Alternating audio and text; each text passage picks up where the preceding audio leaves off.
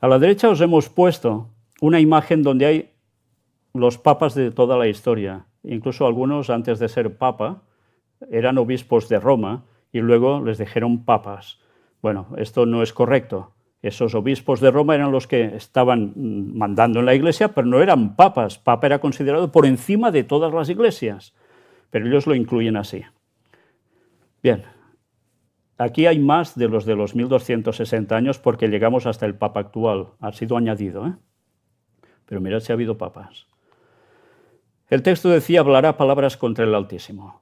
Vamos a ver qué era todo esto. Fijaos, Diccionario Eclesiástico de Ferraris.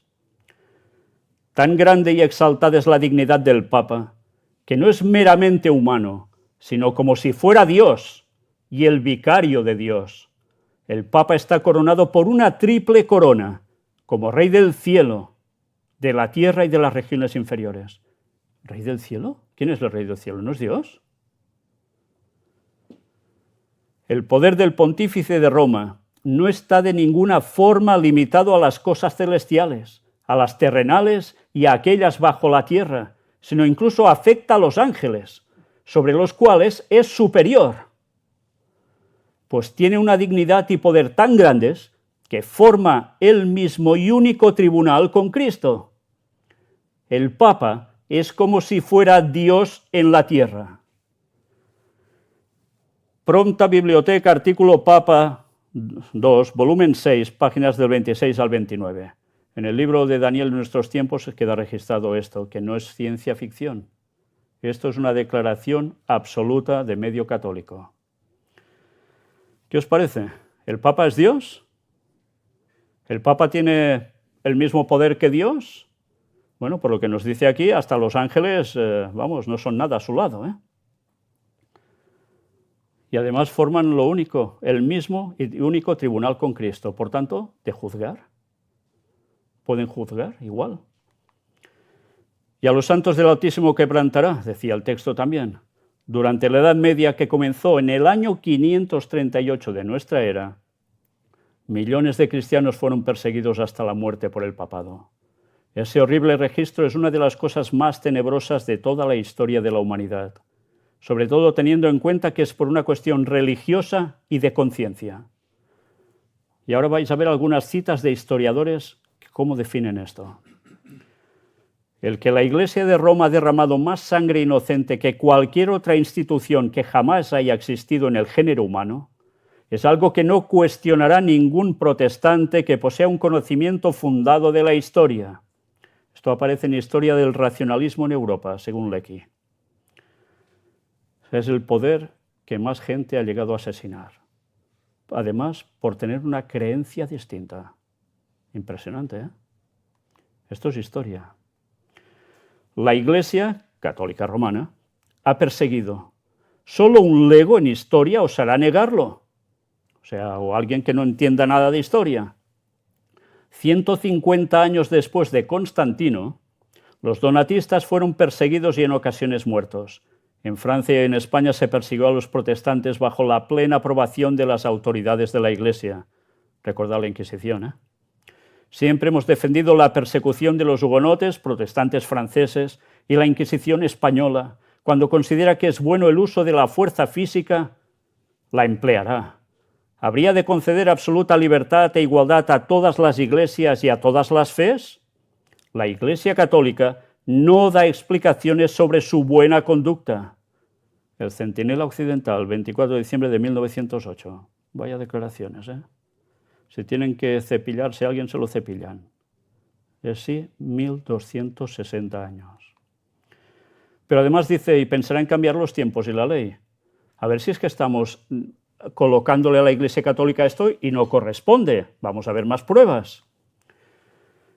Alguien que cambió los tiempos. Preguntadle a la inteligencia artificial y os lo dirá. Esto lo pude presentar en conferencia y diciendo algo, poniendo en duda lo que termina de decir la inteligencia artificial en un aspecto. Dice, sí, Dionisio el Exiguo, que quiere decir el enano, al calcular la fecha del nacimiento de Cristo, cometió un error que aún afecta nuestra forma de contar el tiempo. Él fijó la fecha del nacimiento de Jesús en el año 753 a urbe condita, mientras que la fecha correcta, según los cálculos modernos, sería alrededor del 749, aproximadamente el 4 a.C.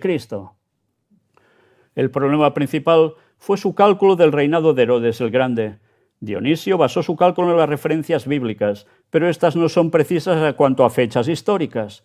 Herodes reinó hasta el año 750, el 4 a.C., por lo que Jesús debió nacer antes de esa fecha, no después, como calculó Dionisio. Bien, pues todo esto aún hay algo de error aquí.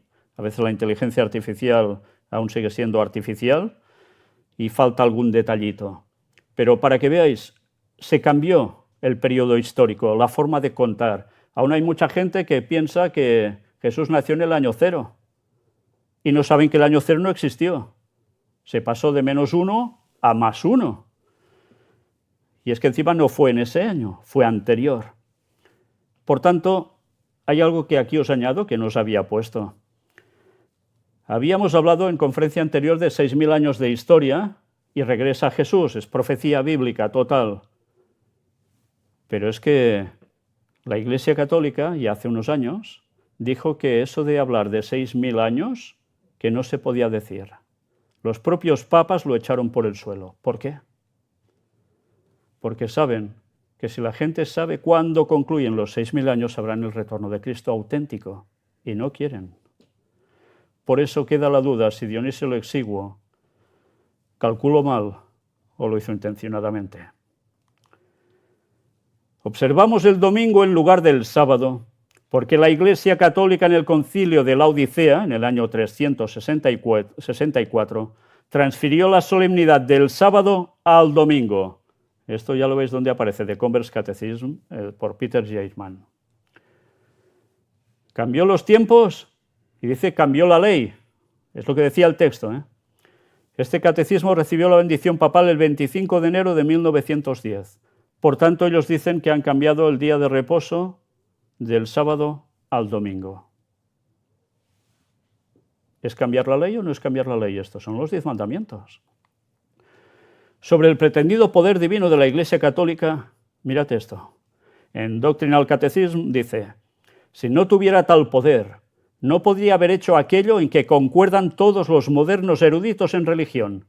No podría haber reemplazado la observancia del sábado, séptimo día de la semana, por la observancia del domingo, primer día de la semana, un cambio para el cual no existe autoridad bíblica.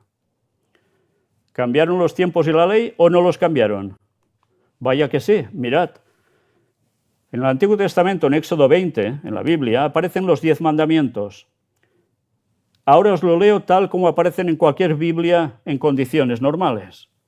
Primer mandamiento, no tengas otros dioses aparte de mí. Segundo mandamiento, no te hagas ningún ídolo, ni figura de lo que hay en el mar debajo de la tierra. No te inclines delante de ellos ni les rindas culto, porque yo soy el Señor tu Dios, Dios celoso que castiga la maldad de los padres que me odian en sus hijos, nietos y bisnietos, pero que trato con amor por 1000 generaciones a los que me aman y cumplen mis mandamientos.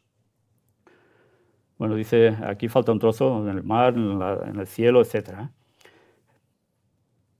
Fijaos bien en este segundo mandamiento, lo habéis leído, ¿eh? En definitiva, no tendrás imágenes para adorar.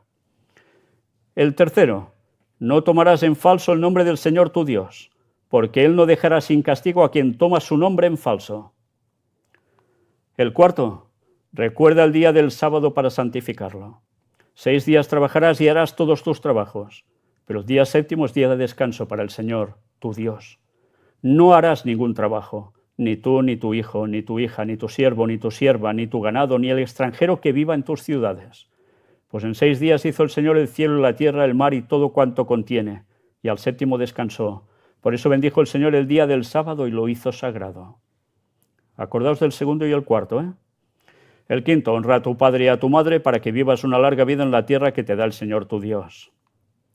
El sexto, no mates o no matarás. El séptimo, no cometerás adulterio. El octavo, no robarás.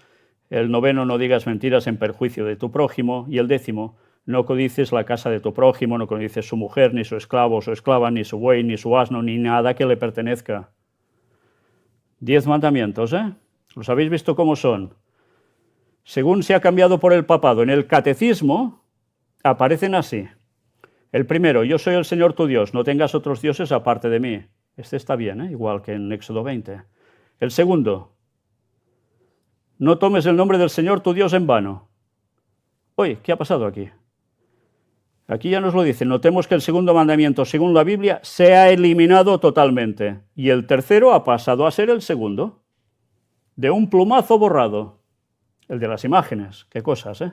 ¿Por qué será? El tercero, santificar las fiestas. Hemos visto antes que el cuarto era el sábado, guardar el sábado. Y en cambio, como han eliminado el de los ídolos, pasan uno atrás. Y encima no dicen guardarás el sábado, sino santificarás las fiestas. Con lo cual el sábado se va a la porra. Vaya, ¿cambió los tiempos y la ley o no? Los otros, el cuarto, honrar padre y madre, el otro, no matarás, no adulterarás, no robarás, no dirás falso testimonio contra tu prójimo. Pero claro, se encuentran en que les quedan 9 mandamientos. Pues, ¿cómo se arregla eso? ¡Hala! Ya veréis, unas tijeritas, un recorte, un empalme, ya lo tenemos. El 10º, que era el no codiciarás todo lo de tu prójimo, pues dicen, no codiciarás la mujer de tu prójimo, el 9. Y el 10º, el resto de cosas de tu prójimo, no las codiciarás. ¡Hala! Ya tenemos 10. ¿Os dais cuenta? Así se ha arreglado y ya tenemos 10 mandamientos cuando nos han timado de mala manera. Y esto se ha enseñado durante siglos y siglos y la gente se lo ha tragado porque no lee sus Biblias. Por eso. ¿Cambiarán los tiempos y la ley? ¿Se aplica a la Iglesia Católica Romana? Hemos dicho 1260 años, empezamos por 538. Si sumáis, eso os lleva ¿a qué año? 1798. ¿Y qué sucede en esa época?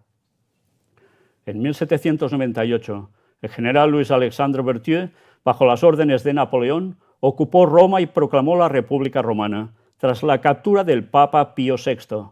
Este evento fue parte de las guerras revolucionarias francesas y marcó un hito en las relaciones entre Francia y el papado. Aquí tenéis al general Berthier en una batalla al lado de Napoleón, y es el que es enviado precisamente para que apresara al Papa en Roma. Y era el Papa que veis aquí, Pío VI, que no es que esté haciendo kung fu ni nada de eso con la mano así, sino que es la bendición del 6, que tiene tanto que ver con el hombre y que tiene tanto que ver con 3 seises, etcétera, etcétera, que eso hablaremos más adelante si Dios quiere. Mirad que llevaba en la cabeza la triple corona. ¿Os dais cuenta? De abajo de la tierra y del cielo. Era Dios. Era Dios. Vamos a hacer historia. Ocupación de Roma. El 10 de febrero de 1798, Berthier lideró la entrada de las tropas francesas en Roma, provocando la huida del Papa y la posterior proclamación de la República Romana. Pío VI fue apresado y llevado a Francia, donde murió en 1799. La ocupación de Roma y la creación de la República Romana fueron un golpe a la autoridad papal y un avance de la influencia francesa en Italia. O sea, ¿qué recibe ese poder papal en 1798? ¡Pam!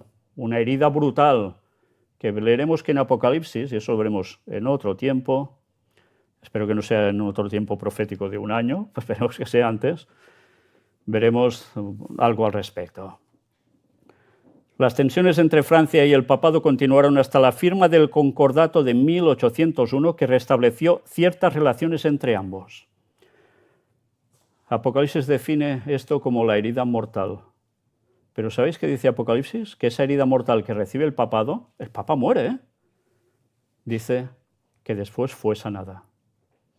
Y cuando dice que fue sanada, ya dices, miau, esto pinta mal. Esto pinta mal. Porque si es sanada quiere decir que volverá a las andadas. Por eso el título de la conferencia tenía que ver no solo con un poder del pasado, sino de un futuro. Para que lo veáis gráficamente, 538, tiempo es la mitad de un tiempo, 1260 años, nos lleva hasta 1798. 538 comienza la soberanía papal en Europa, con el señor que veis aquí, este papa, y comienza el tiempo del fin en 1798, cuando es apresado, y aquí lo veis, en una representación de pinturas de época, el Papa es ya totalmente deportado de Roma. Pues así concluye el poder opresivo del cuerno pequeño, pero empieza el tiempo del fin. Y el tiempo del fin quiere decir que desde 1798 para acá estamos en él.